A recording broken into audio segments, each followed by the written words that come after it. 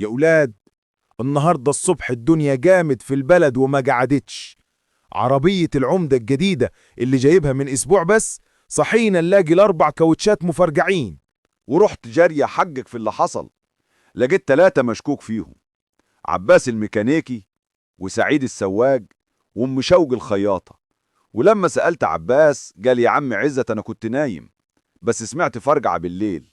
تاني واحد سعيد السواق قال: معرفش يا عم عزت، بس امبارح شفت حد بيلف حوالين العربية.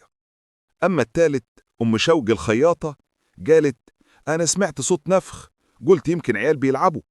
الغريب بقى يا أولاد إني لقيت جنب العربية إبرة خياطة صغيرة فيها بقايا كاوتش.